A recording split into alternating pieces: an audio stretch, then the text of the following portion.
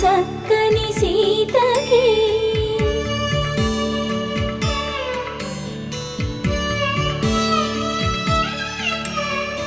ఎర్ర జాబిలి చేయి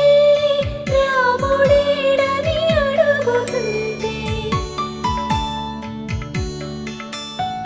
చూడలేదని పెదవి చెప్పే చెప్పలేమని కనులు చెప్పే నల్ల పూసైనా